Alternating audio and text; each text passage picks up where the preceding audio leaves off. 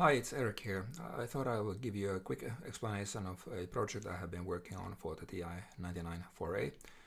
It's a memory expansion board that also has some other interesting features, such as support for the SD card. So I thought I will give you a brief overview of what I have been building and why this is nice for the TI-99 4A. But before doing that, I would just quickly talk about the TI-99 4A architecture in general. So here we have the TI-99 4A memory map, and typical to the era, this is a 64K address space machine, and here we can see within the address space the console RAM memory here in the bottom of the address space. That's 8 kilobytes, and then you have the other things, and as we can see, actually it's mostly empty. So what you will find here in the blue area here is the RAM memory, only 256 bytes, so very little even for the era.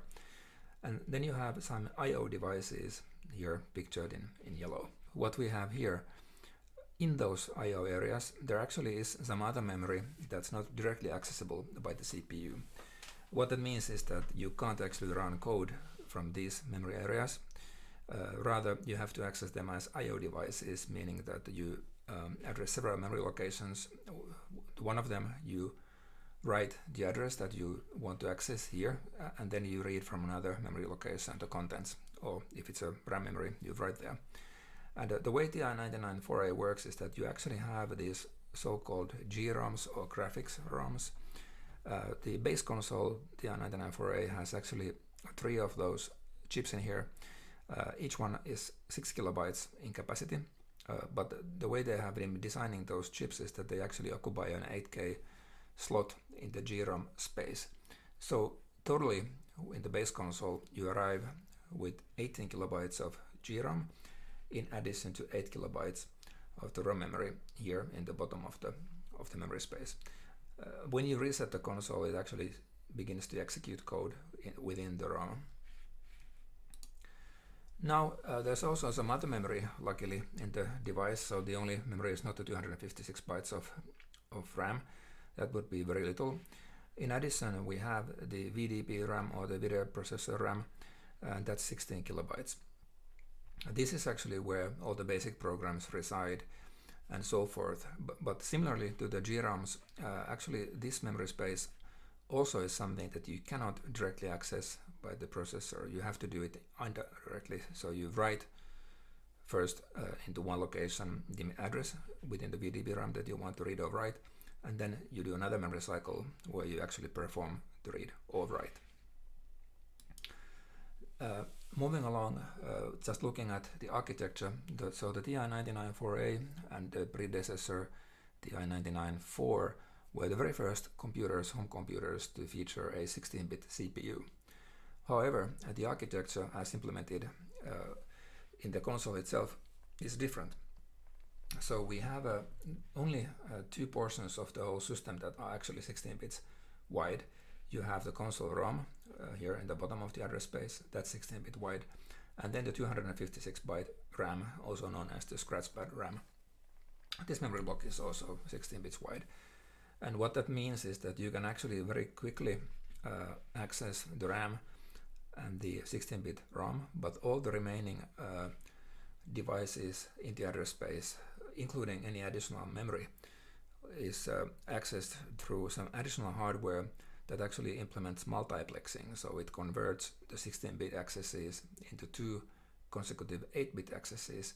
And what that means is that actually you are running at half the speed, or in practice you're actually even running at slightly lower than half the speed due to the way the multiplexing has been implemented. Alright, so what if you plug in a memory cartridge, like a game cartridge? What happens? 2 things happen. You basically have a slot in the address space for the game cartridge ROM, 8 kilobytes, and also in the GROM space you typically have another 6K of code provided by the cartridge. And the way this is working is that you typically have some graphics assets or sound assets or things like of that nature within the GROM side, and then on the ROM side you have the actual executable code. It also was possible to produce game cartridges without the GROM, so only including the ROM.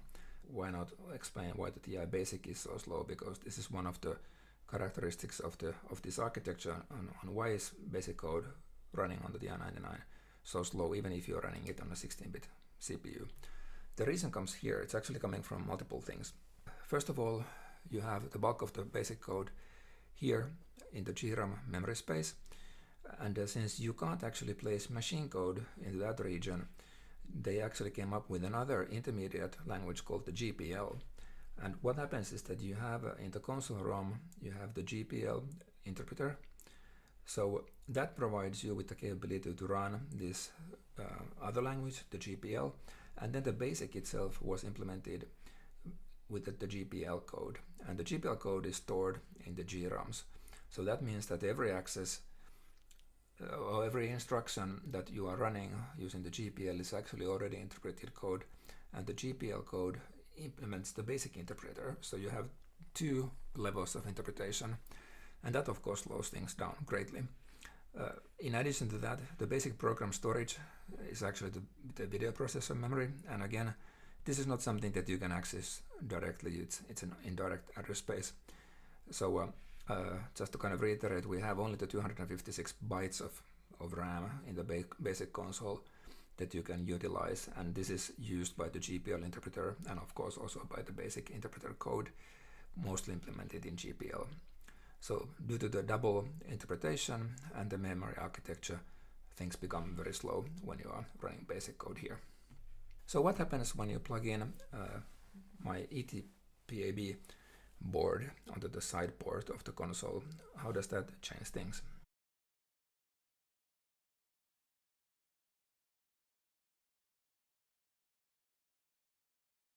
So the ET-PEB board will actually populate many sections of the memory space. So on the top you get the 24 kilobyte memory expansion, RAM expansion, and on the bottom of the memory space you get another 8K, so meaning that you have a total of 32K of expanded memory available to you. The TI-99 has an interesting expansion architecture for hardware add-ons.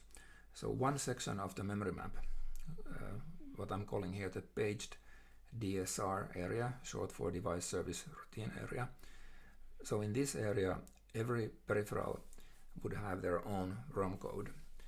And the ET-PEB board, it also has an 8K ROM, but which actually is implemented in RAM, but it acts like a ROM in this configuration, and this is what supports the SD card accesses.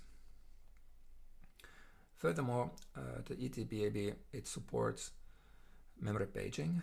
So this actually is a more complete picture of the way it works. So when you enable memory paging, the memory page, the page memory actually is another peripheral. So this 8K region that is occupied by the disk service routines normally is replaced by these things in the yellow, so page registers, and the address space, the 32K expansion, that's sort of residing in these two blocks, the 24K up in the memory space and 8K in the bottom.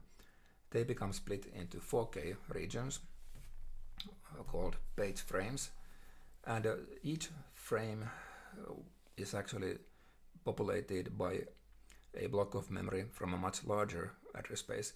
So it has 256 kilobytes of memory, and from here you can map any 4K section into one of these 8 page frames. Okay, now the 256K memory expansion is not the only additional feature that the ET-PEB has. It actually also has a coprocessor, and this is kind of what makes it so cool, in my opinion. So what you have here is an ARM-based microcontroller that is sitting here on the side.